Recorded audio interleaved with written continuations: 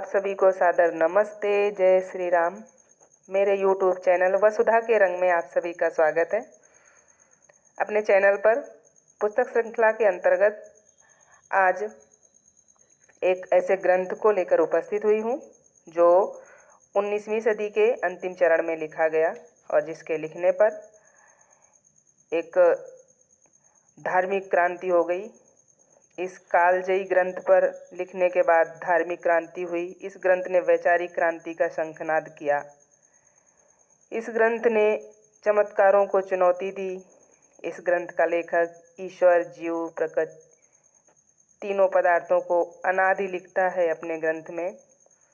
यह ग्रंथ वेद, उपनिषद, दर्शन, महाभारत, रामायण, गीता, मनुस्मृति, बाइबल, कुरान और पुराण की समीक्षा है।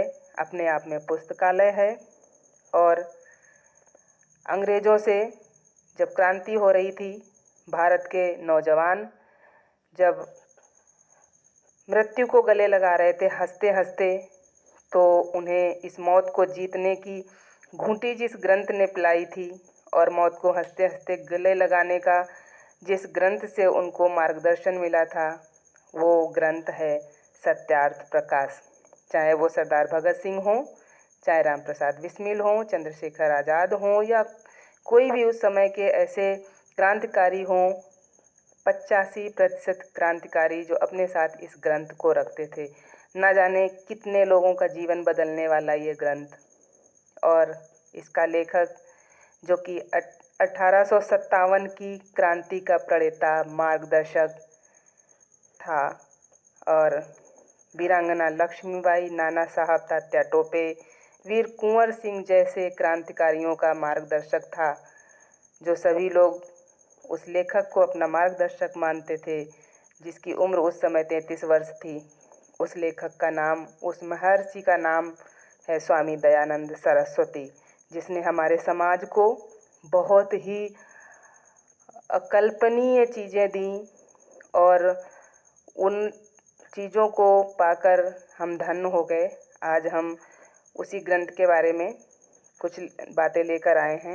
यह ग्रंथ 14 विभागों में विभाजित है और मैं इसकी सीरीज 14 विभागों में ही डालूंगी।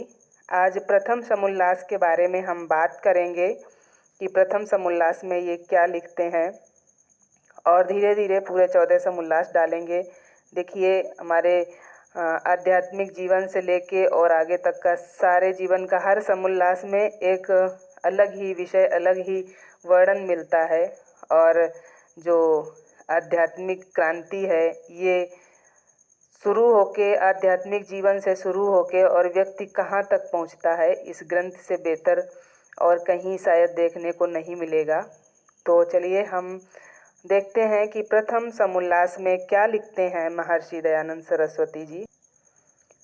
इस ग्रंथ का प्रथम समुल्लास महर्षि आध्यात्मिक जीवन से शुरू करते हैं।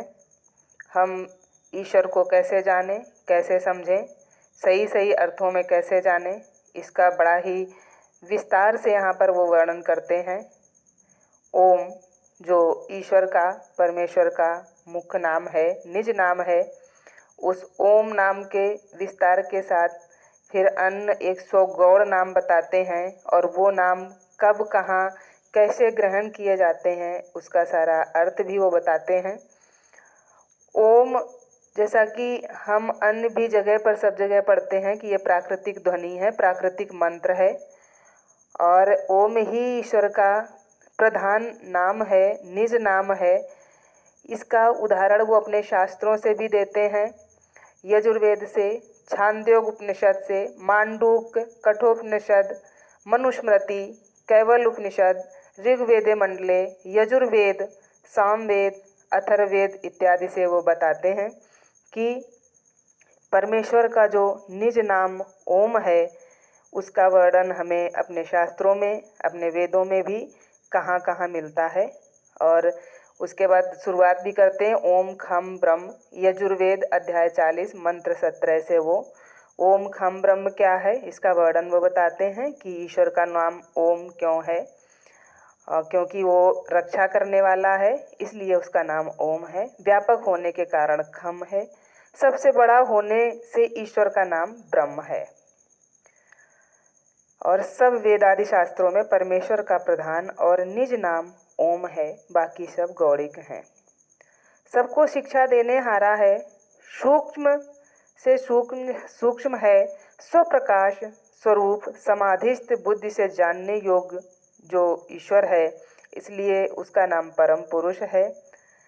स्वप्रकाश होने से उस ओम का गौड़िक जो नाम है वो अग्नि है, क्योंकि वो विज्ञान स्वरूप है, इसलिए विज्ञान स्वरूप होने से उस ओम का गौड़िक नाम मनु है, सबका पालन करने वाला है। सबका पालन करने हारा होने से उस ओम का गौड़िक नाम प्रजापति है। परम ऐश्वर्य वाला होने के कारण उस ओम का गौड़िक नाम इंद्र है। जीवन मूल होने के कारण उस ओम का गौड़िक नाम प्राण है। जो सूर्य आदि तेज वाले लोक उत्पन्न करने का जो आधार है, इसलिए उस उत्पत्तिकर्ता का, ऐसे तेज वाले लोकों के उत्पत्तिकर्ता का नाम हिरण्यगर्भ है। जैसे कि हम मंत्र भी बोलते हैं जब सुबह शाम प्रार्थना करते हैं, हिरण्यगर्भ संवर्तताग्रे भूतस्य जाता पतिरेक आसीत सदाधार पृथ्वीद्यामुते माम कस्मै देवाय हविषा विधेमा। इसलिए उस ओम का नाम जो गौड़िक नाम है वो हिरण्यगर्भ है। इसी तरह वो आगे बताते जाते हैं उस ओम के, उस ईश्वर के गौड़िक नाम, जिस परमपिता परमात्मा का निज नाम ओम है, प्राकृतिक मंत्र ओम है, प्राकृतिक ध्वनि ओम है, उस ओम के गौड़िक नाम जो हैं वो क्यों हैं, उनका अर्थ क्या है और किस जगह उनका ग्रहण होता है उन नामों का, उसको बहुत ही अच्छे से बताते हैं। बहुत सारे नाम बताते हैं, जैसे कि विष्णु, रुद्र, अक्षर, स्वराट, कालाग्नि, दिव्य, सुपर्ण, गरुत्मान, मातृश्वा, भूमि, विराट, विश्व, वायु, तेजस, ईश्वर, आदित्य, प्राज्य, मित्र, वरुण, अर्यमा, बृहस्पति, उरुक्रम, तस्थुसा, सूर्य, परमात्मा, परमेश्वर, सविता, कुबेर, पृथ्वी, जल, आकाश, अन्न, अनाद, अत्ता, वसु, नारायण, चंद्र, मंगल, बुध, बृहस्पति, शुक्र, शनैश्चर, राहु, केतु, यज्ञ, बंधु, पिता, पितामह, प्रति पितामह, माता, आचार्य, गुरु, अज, सत्य, ज्ञान, अनंत, अनादि, सच्चिदानंद, नित्य, शुद्ध, बुद्ध, मुक्त, निराकार, निरंजन, गणेश, विश्वेश्वर, कूटस्थ, देवी, शक्ति, श्री, लक्ष्मी, सरस्वती, सर्वशक्तिमान, न्यायकारी, दयालु, अद्वैत, निर्गुण, सगुण, अंतर्यामी, धर्मराज, यम, भगवान, विशंभर, काल, शेष, आप्त, शंकर, महादेव, प्रिय, स्वयंभू, कवि और शिव इत्यादि नामों से यहाँ पर वर्णन करते हैं, ओम के गौणिक नामों से, और प्रत्येक नाम का वो वहाँ पर अर्थ बताते, वर्णन करते हैं और किस नाम का कहाँ ग्रहण होता है वो बताते हैं। स्तुति, प्रार्थना, उपासना, सर्वज्ञ, व्यापक, शुद्ध, सनातन, सृष्टिकर्ता इत्यादि जो विशेषण लिखे हैं, वहीं वहीं उन नामों से परमेश्वर का ग्रहण होता है। तो हर नाम का बहुत ही अच्छे से अर्थ बताते हैं और इसकी शुरुआत जो करते हैं वो सत्यार्थ प्रकाश की, उन्होंने आध्यात्मिक जीवन से शुरुआत की, ईश्वर को अच्छे से जानने से शुरुआत की कि किस तरह हम उसको जानें, समझें और उसकी उपासना करें, वहाँ से शुरुआत की। और इसी से हमें पता चलता है कि हमारे जीवन का, जो हमारा जीवन है उसमें आध्यात्म का कितना महत्वपूर्ण स्थान है। एक ऐसा व्यक्ति जो महान क्रांतिकारी था, समाज सुधारक था, जिसके पीछे सारे क्रांतिकारी चलते थे। 1857 से जो क्रांति शुरू हुई थी उसमें उसका अगुवाई उसने स्वयं की, जिस व्यक्ति ने, और आके जब हमारा देश आज़ाद हुआ उसके पहले के जो क्रांतिकारी थे उनके द्वारा बताई गई बातों का, उनके द्वारा लिखी गई बातों का, उनके द्वारा कही गई बातों को ग्रहण करके इतनी बड़ी क्रांति लाए। तो जो व्यक्ति इतना बड़ा क्रांतिकारी था, इतना बड़ा समाज सुधारक था, इतना बड़ा महर्षि था और इतना बड़ा योगी था, उस व्यक्ति ने भी शुरुआत आध्यात्मिक, प्रथम समोल्लास जो है उसमें अध्यात्म की शुरुआत करके और वहाँ से ईश्वर को बहुत ही शुद्ध रूप से हमें कैसे समझना है इसकी शुरुआत करके उसने बताया है कि हमारे जीवन में आध्यात्म का, आध्यात्मिक विज्ञान का कितना बड़ा महत्व है।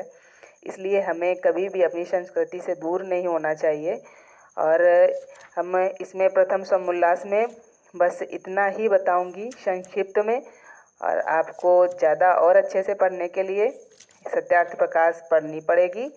और हम सभी को ये ग्रंथ पढ़ना चाहिए। हमारा निजी जीवन भी, जैसे कि हमने बताया ना, कितने लोगों का जीवन इस ग्रंथ ने बदला है, और मेरे स्वयं के जीवन में इस ग्रंथ का बहुत बड़ा प्रभाव है। मेरे जो भी संघर्ष भरे जीवन में इस ग्रंथ का बहुत बड़ा प्रभाव है। इस ग्रंथ ने मेरे जीवन को बहुत बदला है, इसलिए इसको बहुत ही स्वच्छ मन से, सरल और बहुत ही शुद्धता से सत्य को स्वीकार करते हुए पढ़ने बैठें, इसको पढ़ें और स्वयं जानें कि ये क्यों इतना क्रांतिकारी ग्रंथ है। और जो भी इसका अगला अध्याय है वो नेक्स्ट एपिसोड में मैं लेकर आऊँगी।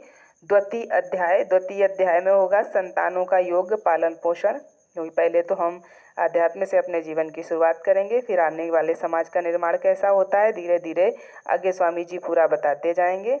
आने में आगे इसमें हम बहुत सारी चीज़ें पढ़ेंगे, समाज के बारे में, राष्ट्र के बारे में, किसके क्या कर्तव्य हैं, राजा के क्या कर्तव्य हैं, आगे आगे किस तरह के ग्रंथ पढ़ने चाहिए, किस तरह के नहीं पढ़ने चाहिए, कुरान में क्या है, पुराण में क्या है, बाइबल में क्या है, और क्या सत्य है ग्रहण करने योग्य, क्या असत्य है, बहुत आगे आगे पूरा बताएंगे इस ग्रंथ में। तो अगली सीरीज में मैं द्वितीय समोल्लास लेके आऊँगी, जिसका उद्देश्य होगा संतानों का योग्य पालन पोषण।